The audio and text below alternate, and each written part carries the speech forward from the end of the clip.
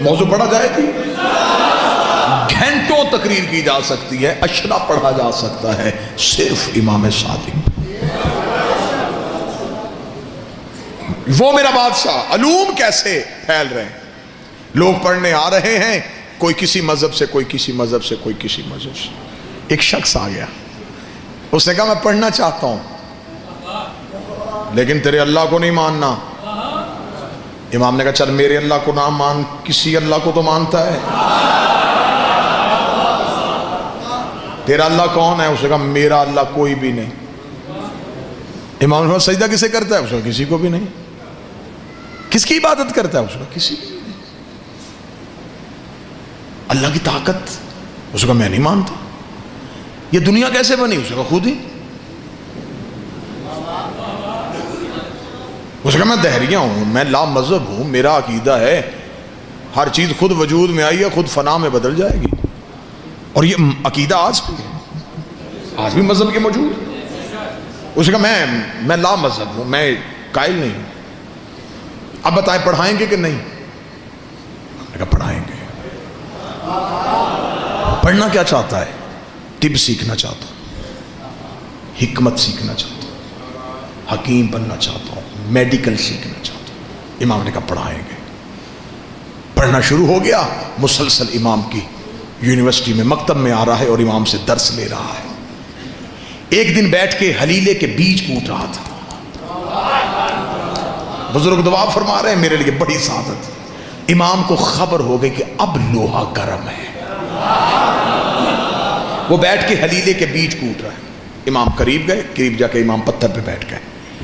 امام نے کہا دیکھ تو میرا بڑا شاگرد قابل ہے، جو میں تجھے پڑھاتا ہوں تو سیکھتا ہے اور اس پہ عمل کرتا ہے، آج کوئی امتحان لیں؟ جی مولا لیں۔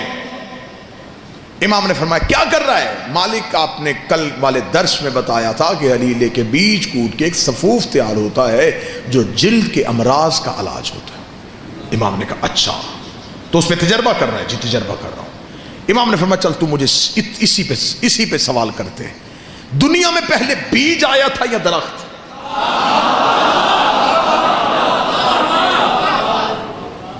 سوچنے کے بعد امام کا چہرہ دیکھا، بیج آیا تھا۔ امام نے کہا کس درخت سے گرا تھا؟ بیٹھے چلے گئے۔ اس نے کہا پھر درخت آیا ہوگا۔ امام نے کہا کس بیج سے اگا تھا؟ پریشان ہو گیا، پریشان ہو گیا، نے کہا مولا کچھ چند دن ہوئے ہیں آپ کے مکتب میں آئے ہوئے، جتنا کچھ میں نے سیکھا ہے اس سے تو استاد محترم میں اسی نتیجے میں پہنچا ہوں کہ زمین کے اندر چند مادے رہتے ہیں جو نظر نہیں آتے، اور کچھ مخصوص وقت میں وہ مادے ایک جگہ پہ اکٹھے ہو کے ایک بیج کی صورت اختیار کر لیتے ہیں۔ امام نے دہریے کے کاندھے پہ کہا اب بتا ان مادوں کو اکٹھا کرنے والا کون ہے؟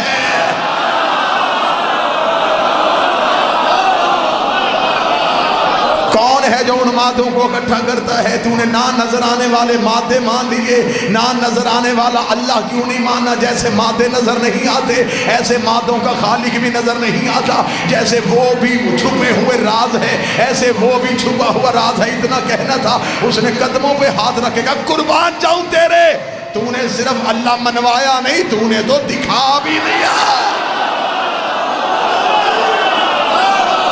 تو نے منوایا نہیں، تو نے دکھا دیا۔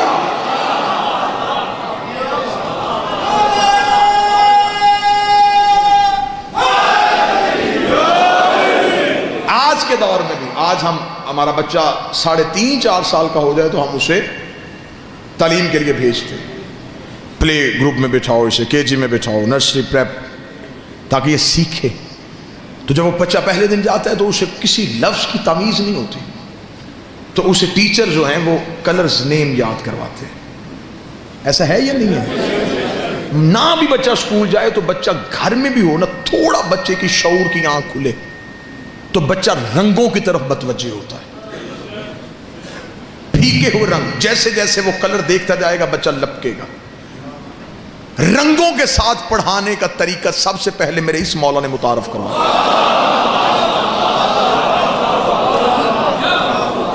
جب لوگ امام سے پڑھنے کے لیے آتے نا تو مولا نے فرمایا اکیلے نہ آیا کرو، گھروں سے بچوں کو لایا کرو، نے کہا مولا اس لیے نہیں لے کے آتے، ہم نے پڑھنا ہوتا ہے، وہ شرارتیں کرتے. امام نے کہا تمہیں نہیں پتا حجت کی محفل میں کوئی شرارت نہیں کرتا. آیا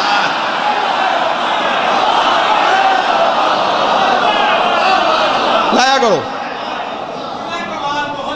بچے لے کے آیا کرو ساتھ. اگلے دن وہ بچے ساتھ لے کے آئے. امام نے جب ایک درس پڑھا دیا تو امام بچوں کے ساتھ زمین پہ بیٹھ گئے. اور اس دن تاریخ کہتی ہے کہ امام مختلف رنگوں کے پھل لے کے آئے تھے. امام نے بچوں کو وہ مختلف پھل دکھانے شروع کیے. لوگوں نے امام سے کہا مولا یہ کیا کر رہے ہیں؟ امام نے فرمایا تم نہیں جانتے، بچہ سب سے پہلے رنگوں سے سیکھتا ہے. یہ بچوں کی تعلیم کا طریقہ بھی امام نے متعارف کروایا. آج بھی دنیا کی ٹاپ 3 یونیورسٹیز کے پروفیسرز نے مل کے بیٹھ کے متفق علیہ یہ فیصلہ کیا ہے کہ دنیا میں ایک شخصیت ہے جس نے ہر علم پہ بات کی ہے، جو شیعوں کا چھٹا امام ہے. اور دنیا کی یہ مذہب کی سچائیاں ہیں. یہ میں اپنی قوم کے نوجوانوں کے معلومات کے لیے اس پہ ریسرچ کیجئے گا. دنیا کے 36 مشہور پروفیسرز نے، جس میں کوئی بھی چھوٹی یونیورسٹی نہیں، بڑی یونیورسٹیز، ان کے ٹاپ کے پروفیسرز نے مل کے بیٹھ کے متفق علیہ ایک سیمینار میں فیصلہ کیا ایک شخصیت ہے جس نے ہر علم پہ بات کی ہے اور وہ شیعوں کا امام ہے. پھر انہوں نے فزکس والے نے امام کا فزکس پہ دیا ہوا مقالہ، کیمسٹری والے نے کہا کہ امام نے کیمیا پہ کیا کیا کہا، میتھ والے نے میتھ کا بتایا، سائنس والے نے سائنس کا بتایا. انہوں نے وہ سارے جب اکٹھے کیے تو پھر انہیں ایک کتاب کی صورت دی. اس کتاب کا نام جو انہوں نے رکھا وہ نام ہی آپ کے چہروں پہ تازگی لے آئے گا. جرمنی، فرانس، پیرس، یہاں سے بیک وقت میں یہ کتاب شائع ہوئی اور اس کا نام رکھا گیا super brain in the world, دنیا کا سب سے بڑا دماغ.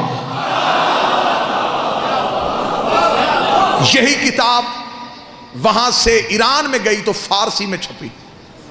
اس کا نام رکھا گیا مغز جہان شیعت. شیعت کی دنیا کا سب سے بڑا دماغ. یہ کتاب انڈیا پہنچی تو لکھنؤ میں چھپی. اس کا نام رکھا گیا امام جعفر صادق کے سائنسی انکشافات. یہ کتاب آپ کے پاکستان کے لاہور کے اردو بازار میں آ کے شائع ہوئی تو اس کا نام ہے سپر مین ان اسلام. نوجوان ضرور اس کتاب کا مطالعہ کریں. یہ آپ ڈاؤن لوڈ بھی کر سکتے ہیں، آپ کو PDF کی اس کی فائل بھی مل سکتی ہے. اس میں دنیا کی 36 یونیورسٹیز کے پروفیسر نے اپنے مولا ہمارے امام کو خراج پیش کیا ہوا ہے. امام کی جو پہلی کلاس امام سے فارغ التحصیل، بور تو نہیں ہو رہے آپ مولوی سے؟ متوجہ نہیں. امام کی جو پہلی کلاس فارغ ہوئی اس میں کتنے شاگرد گئے؟ 40,000. ایک روایت 30,000 کی، ایک 40، ایک نے 70,000 لکھا. یہ پہلی کھیپ تھی جو امام نے پڑھا کے فارغ کی جلدی جلدی. اور جب یہ پڑھ کے نکلے تو امام نے فرمایا اب گھروں میں نہ جانا. یہ نہ ہوگا سیکھ اب گھروں میں جا کے بیٹھ جاؤ. مولا حکم، فرمایا پھیل جاؤ، دنیا کے کونے منتخب کر لو، دور دور چلے جاؤ، پھیل جاؤ دنیا میں. اب علم ان کے سینوں میں تھا. کوئی تلاشی لیتا بھی تو پتہ نہ چلتا.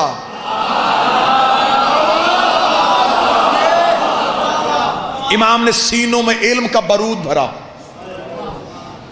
امام نے مجاہد تیار کر کے علم کے بھیج دیے. امام نے کہا پھیل جاؤ. اب یہ دنیا کے کونوں کونوں میں انہوں نے گھوڑے دوڑائے، چلے گئے. یہ شہروں کو جا کے آباد کرنا شروع کیا، لوگوں کو اکٹھا کرتے، آؤ تمہیں بتائیں، نیا علم سکھائیں. جب یہ بتاتے تو وہ لوگ حیران ہو کے دیکھتے، اتنا کچھ تم کہاں سے سن کے آئے ہو؟ وہ کہتے کالا صادق، ایک سچے نے کہا ہے. آیا کالا صادق، کالا صادق، کالا صادق، کالا صادق. سچے نے کہا، سچے نے کہا، سچے نے کہا. 70,000 شاگردوں نے جو دنیا کے کونے کونے میں جا کے کہا کہ ایک سچے نے کہا، تو دنیا کے کونے کونے میں پتا چل گیا کہ سچا ایک ہی ہے. آیا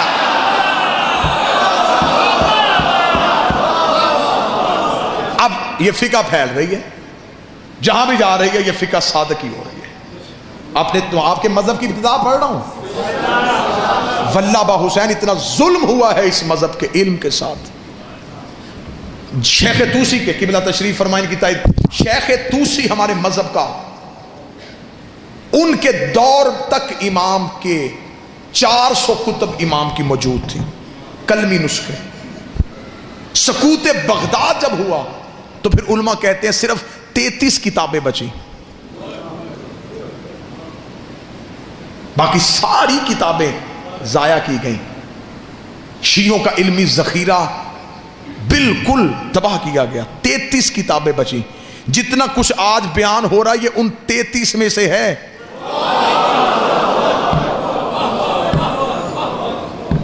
400 آ جاتی تو کیا ہوتا؟ اور بہت سے علماء نے یہ لکھا ہے کہ وہ کتابیں محفوظ ہیں ہمارے وقت کے امام کے پاس، جب وہ ظاہر ہوں گے تو وہ امام کے کلمی نسخے ان کے پاس اسی صورت میں موجود ہیں۔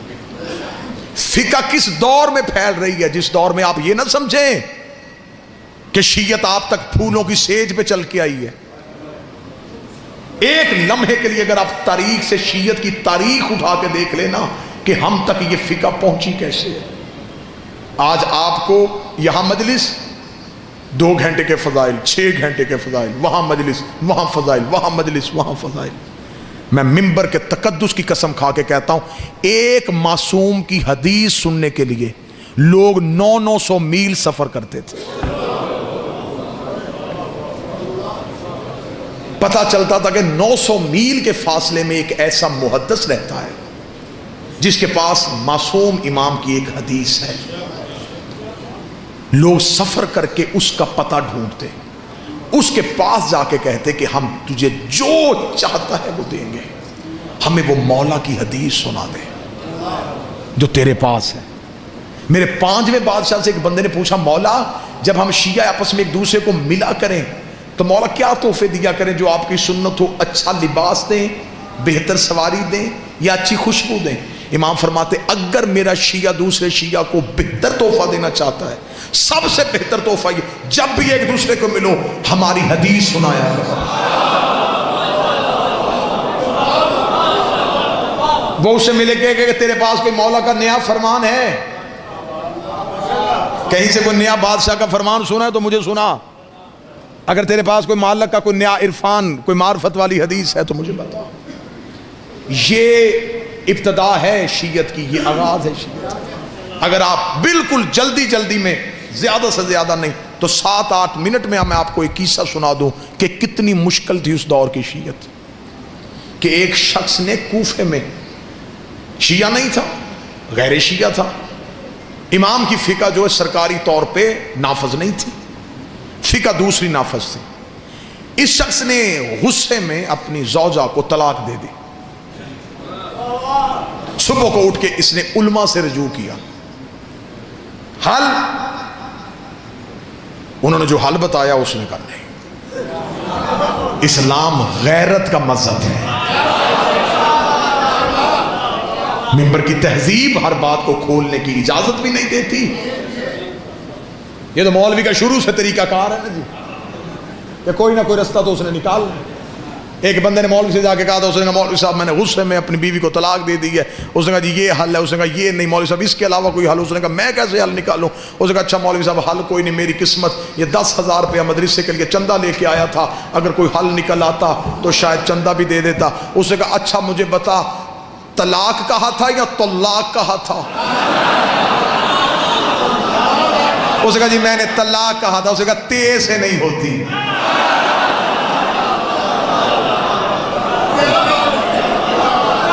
تیرا مخرج ہی ٹھیک نہیں تھا، تو طلاق کہتا۔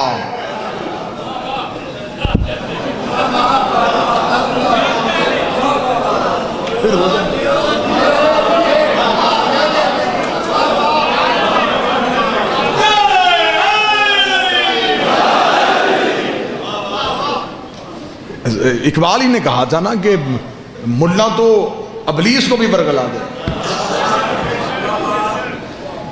اب اس نے کہا کہ کوئی حل؟ انہوں نے کہا جی حل تو پھر یہی ہے۔ اس نے کہا یار کوئی کسی جگہ سے کوئی اور حل مل سکتا ہے؟ ایک شخص نے کہا ایک حل ہے، ایک فقہ ہے، سرکاری طور پہ نافذ نہیں، حکومت اس کی مخالف ہے، حکومت اسے کسی صورت میں نافذ نہیں ہونے دے رہی، بانی اس کا مدینے ہے۔ اس کا وہ کس کی ہے؟ اس کا رسول کے بیٹے کی۔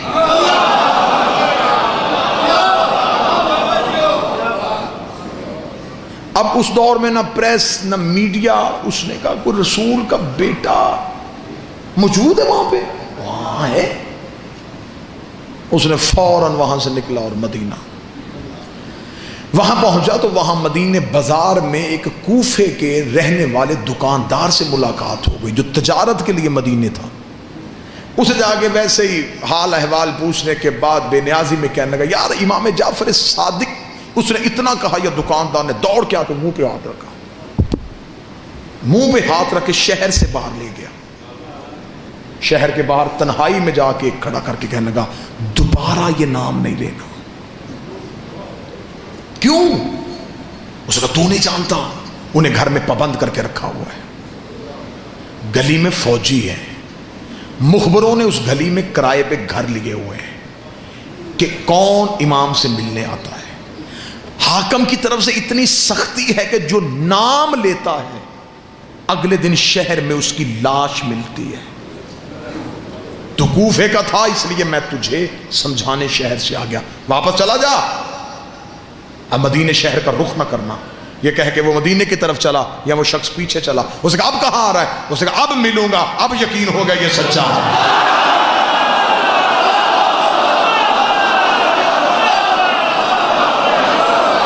کیوں سچا ہے؟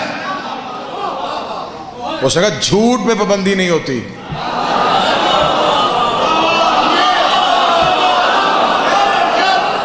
پابندی لگے یا کوئی لگوائے،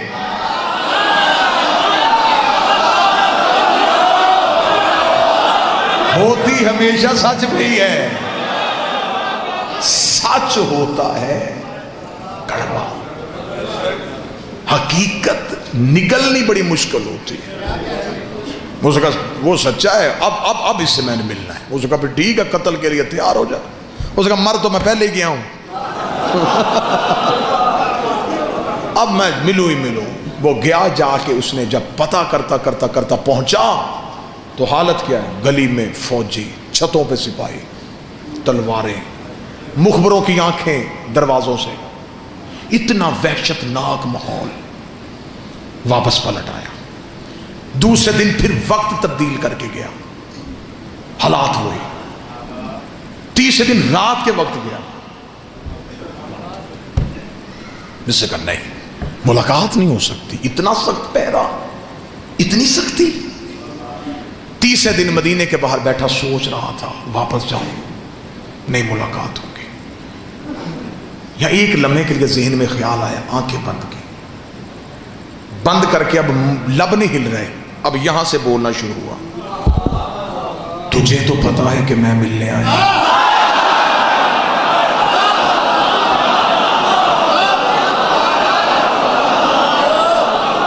تجھے تو خبر ہے کہ میں آیا، مل لے، بڑا دور سے آیا۔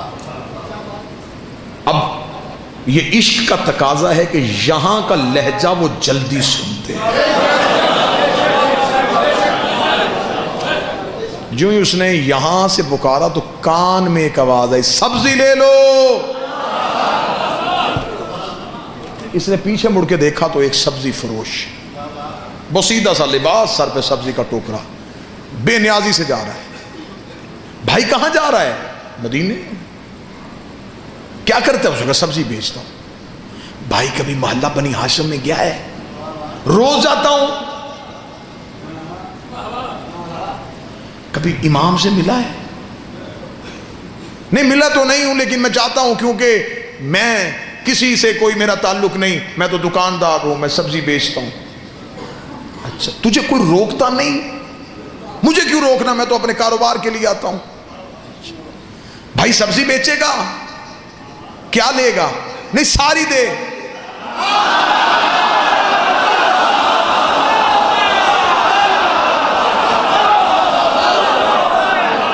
اب یہ مجلس کا جو اتنا پورشن ہے اس کا تعلق ہے تمہاری روح کے ساتھ. یوں تمہارے بدنوں سے روحیں پرواز کریں گی اور تمہیں یوں مدینے میں دہلیز بادشاہ کا سجدہ نصیب ہو. اچھا ساری سبزی بیچ بھائی, لباس بدل لے. یہ میرا نیا لباس ہے, قیمتی ہے, یہ لے لے, یہ بسیدہ لباس دے دے. لباس تبدیل ہوا, سبزی کا ٹوکرا سر پہ دیا. مدینے کی سیالکوٹ میں جملہ ضائع ہو گیا تو پھر آج کے بعد اس موضوع پہ یہ جملہ میں ممبر پہ پڑھوں گا ہی نہیں. کتنا اچھا تھا, سبزی فروش بن گیا, ضمیر فروش نہیں بنا.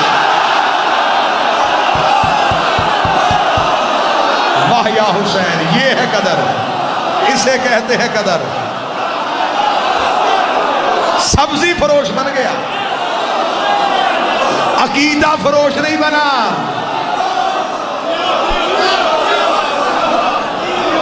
عقیدہ نہیں بیچا.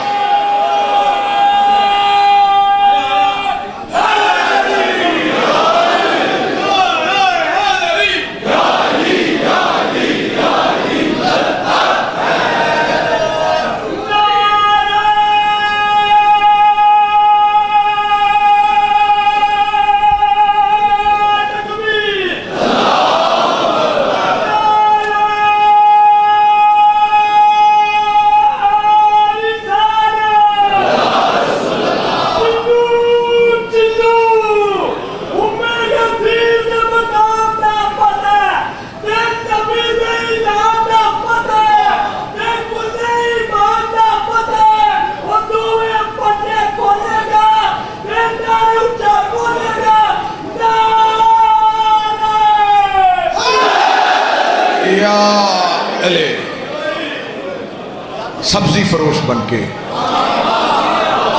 یوں مدینے میں داخل ہو. مدینے شہر میں داخل, سبزی لے لو, سبزی لے لو, سبزی لے لو. گزرتا گزرتا محلہ بنی ہاشم تک پہنچا. پہلی چیک پوسٹ پہ سپاہیوں نے روکا. اچھا اچھا اچھا سبزی فروش ہے, چل. اب محلے میں قدم آ گیا ہے, دل کی دھڑکن کانوں میں سن رہی ہے, اپنے ہی پاؤں اٹھانا مشکل ہو رہا ہے. جس کے لیے ترس رہا تھا وہ لمحہ آ گیا ہے. مخبروں کی آنکھیں بھی دیکھ رہا ہے, سپاہیوں کی تلواریں بھی نظر آ رہی ہیں, فوجیوں کے پہرے بھی ہیں. قدم بڑھتے چلے جا رہے ہیں. جو ہی دیکھا کہ دروازے کے سامنے سپاہیوں کا رش زیادہ ہے, ذہن میں پتہ چل گیا یہی گھر ہے, یہ دروازہ ہے. اس دروازے کے سامنے پہنچا, سپاہیوں نے پھر روکا, تلاشی لی, گزرا. اب یوں دائیں طرف امام کا دروازہ ہے. سپاہیوں کے خوف سے دیکھ بھی نہیں رہا, گزر بھی رہا ہے. اگلا قدم دروازے سے آگے بڑھنے والا تھا, یا پھر یہاں سے بولا, یہاں تک میں آ گیا ہوں, یہاں تک آنا میرے بس میں تھا, یہاں تک میں پہنچ گیا ہوں. اب گیا تو پھر میں چلا جاؤں گا, اب نہیں میں واپس آؤں گا. مجھے 3 دن ہو گئے تیرے انتظار میں, اب تو مجھ سے مل لے. چل جواب نہ بتانا, مل تو لے, چل دیکھ تو لوں. ابھی یہ کہہ رہا تھا یا امام کی حویلی کا دروازہ کھلا, نوکر کی آواز آئی, سبزی فروش اندر آ, آج مولا نے سبزی دے کے لینی ہے. تو بیٹھا ہے سیالکوٹ میں, آج میرے مولا نے سبزی دے کے لینی ہے.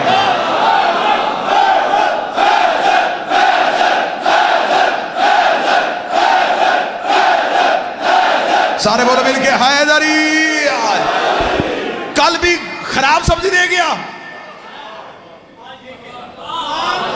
شرم نہیں آتی مدینے شہر میں رہتے ہوئے ایسا تجارت. اندر آ. جہاں لگا سپاہی, رک رک رک, کدھر؟ وہ غلام کہہ رہا ہے کہ اس کے آقا نے آج سبزی دیکھ کے لینی ہے. جانتا ہے اندر کون ہے؟ نہیں, شیعوں کا امام ہے, حاکم کی طرف سے پابندی ہے, کوئی نہیں ملے گا, ہم تیرے ساتھ جائیں گے. 2 سپاہی پھر ساتھ چلے. اب امام کے صحن میں جا کے بیٹھ گیا. سبزی کا ٹوکرا سامنے، سپاہی دائیں بائیں، نظریں ہیں امام کے حجرے کے دروازے۔ کتنا خوش نصیب تھا بادشاہ کے سینے میں بیٹھا، نظریں یوں حجرے کے دروازے پہ اور دیکھ رہا ہے۔ دیکھوں گا، پوچھوں گا کچھ نہیں، دیکھو تو صحیح کہ محمد کیسے تھے۔ سنا ہے کہ علی بڑا خوبصورت تھا، حسن کے حسن کے بڑے چرچے، کہتے ہیں حسین بڑا کریم تھا۔ اس سے پتہ چل جائے گا کہ یہ کیا ہے، یہ کون ہے، یہ کیسے ہیں۔ دل تیز تیز دھڑک رہا ہے، سانسیں بند ہو رہی ہیں۔ حجرے کا دروازہ کھلا، امام کا پہلا قدم سین میں آیا، آنکھیں ایسے رک گئیں جیسے مصر کی عورتیں یوسف نے۔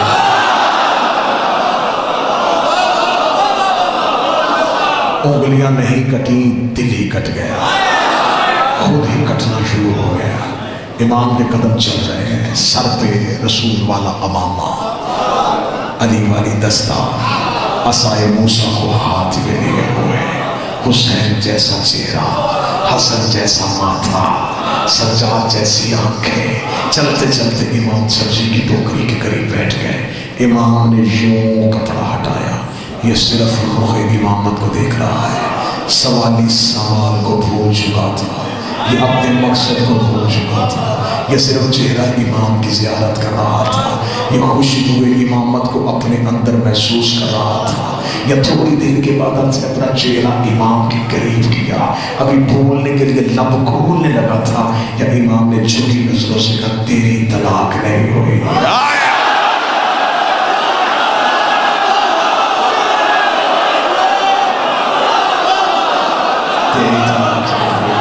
تیری طلاق نہیں ہوئی۔ امام نے اتنا جملہ کہا، آنکھیں چندھا کے کھولے، آہستہ سے کہنے لگا میں نے پوچھا تو نہیں۔ امام نے کہا ہم سوالوں کے محتاج ہیں۔ اب سپاہی سمجھ رہے تھے کہ سودا ہو رہا ہے، قریب چہرہ کر کے کہنے لگا 3 دن ہو گئے مجھے، آپ مل ہی نہیں رہے تھے۔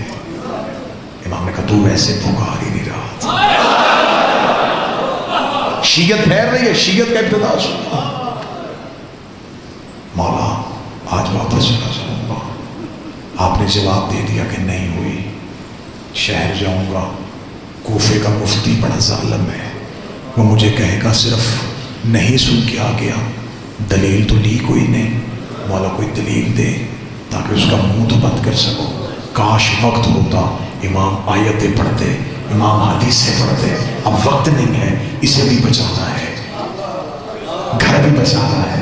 امام نے کہا صاحب کہ کوفے کے مفتی کو صرف اتنا کہہ دینا تو انہیں طلاق دی تھی غصے میں، غصہ ہوتا ہے حرام، حرام حالت میں حلال کام نہیں ہو سکتا۔ واہ یا علی، واہ یا علی۔ اب کون لائے گا اس دلیل کا جواب؟ اتنا کہنا تھا بس، آخری جملہ اور منبر کا اتنا کہنا تھا یوں اس نے۔ اور یہ محبت کا تقاضا ہے کہ جب محبت غالب آتی ہے تو سب سے پہلے خوف ختم ہو جاتا ہے۔ اب اسے سپاہیوں کا ڈر نہیں رہا، علی کہہ کے اٹھ کے کھڑا ہو گیا۔ سپاہیوں نے نیام سے تلواریں کھینچی، انہوں نے کہا ہمیں پہلے ہی پتا تھا تو جعفر صادق کا کوئی شیعہ ہے، بھیس بدل کے مدینے شہر میں آیا ہے۔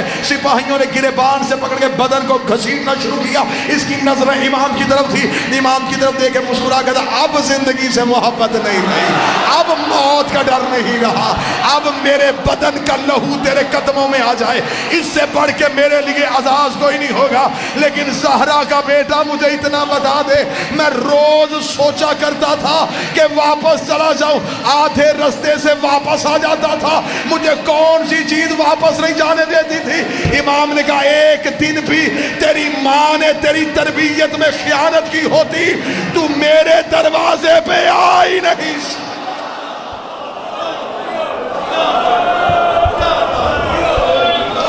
تو آ گیا امام کے گھر پہ اس لیے کہ تیری ماں اچھی تھی، محبت ہے آپ کی، یہ پیار ہے سیالکوٹ کا، میں مقروض ہوں آپ کی محبتوں کا۔ آپ کی محبت میں بڑھ گیا، جس نے پوری کائنات کو بولنا سکھایا تھا، اس کی ماں بازار میں چادر مانگ رہی تھی.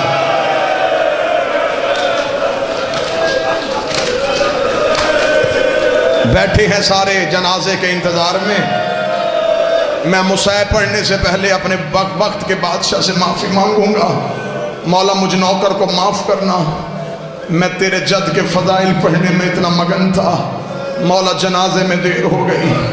آج کے جنازے میں دیر اس لیے بھی نہیں کرنی چاہیے تھی کہ اس جنازے کو کاندھا دینے کے لیے وہ آیا ہے جو 14 سال کا تھکا ہوا ہے، جس کی کڑیاں بھی نہیں کھلی تھی، جس کے زیور بھی نہیں اترے تھے.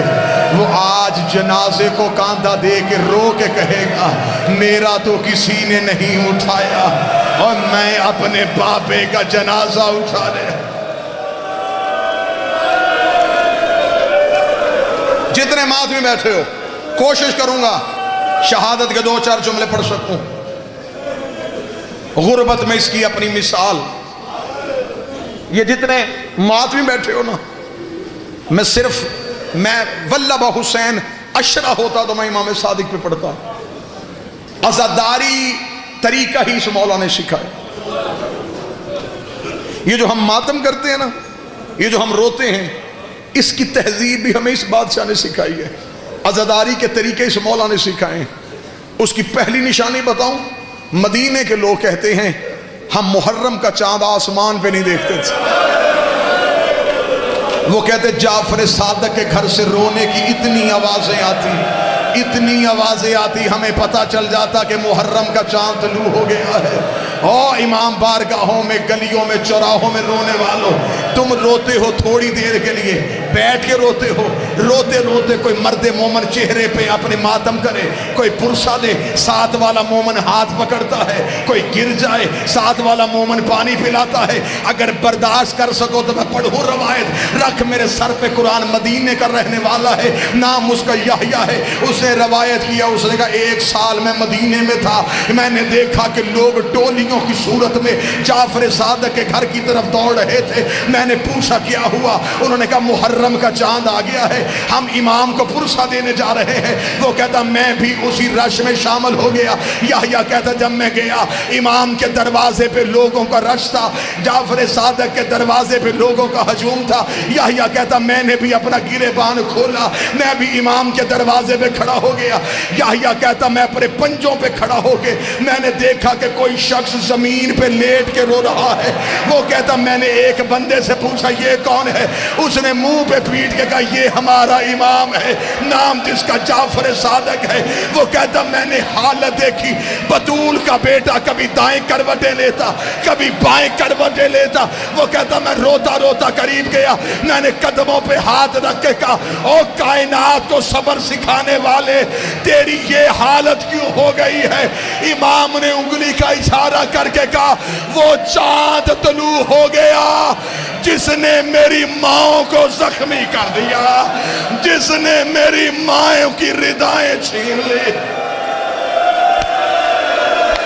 2 منٹ میں اشارہ کروں تو بولتا. سارا سال اس امام کے دکھ نہیں پڑے جاتے. جہاں اتنا بیٹھے ہو، 7 یا 8 منٹ اس مولا کے درد سننا. قبر مبارک کہاں؟ بقیہ میں. آج بھی ماں کے پہلو میں ہے. وہاں ایک ماں، 4 بیٹے، 5 کی غربت یہ علیحدہ. حسین کی لاش 3 دن بغیر کفن کے پڑی رہی. آج کربلا جا دیکھو، حسین کے روضے، حسین کا صحن، حسین کا محل بنا ہوا ہے. غازی کے بازو قلم ہوئے غازی کا روضہ ہے. اللہ جانے کتنے دکھی کیا ہے ان اماموں کو. آج بھی دھوپ کی چادر ہے، آج بھی قبر پہ چراغ کوئی نہیں.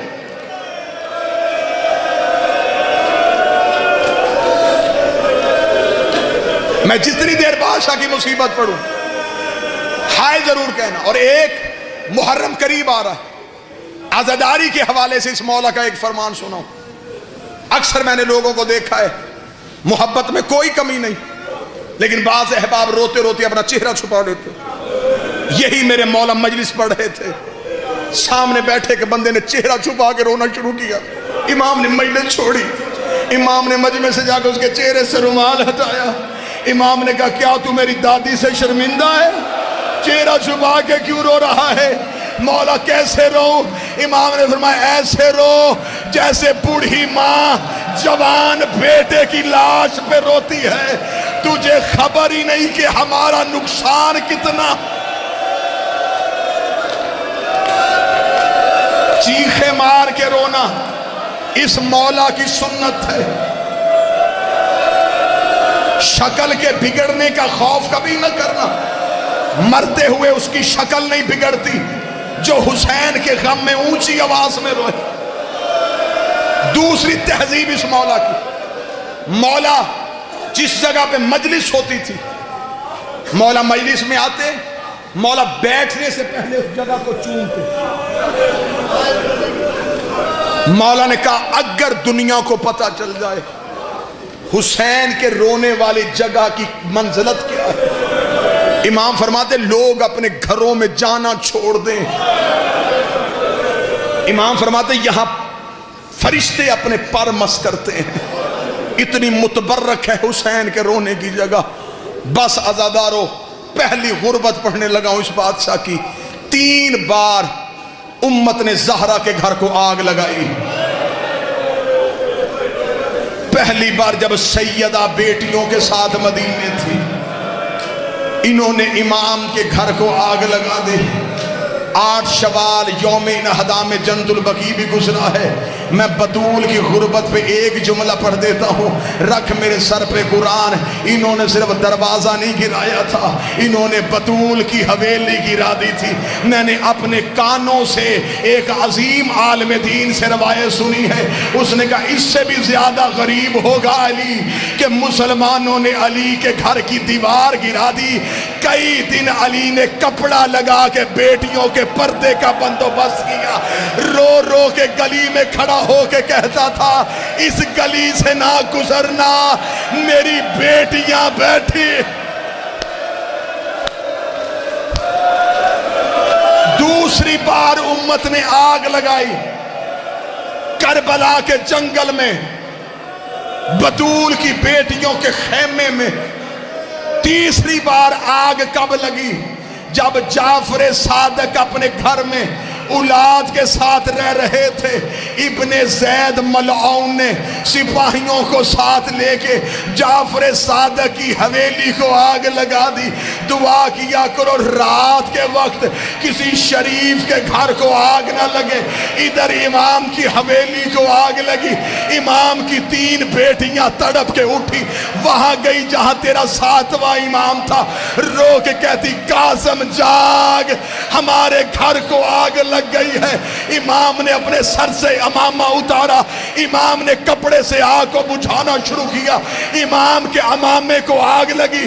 موسیٰ کاظم کی چھوٹی بہن نے امام کے کرتے پہ ہاتھ ڈالا، رو کہتی کاظم تیرے امامے کو آگ لگ گئی ہے۔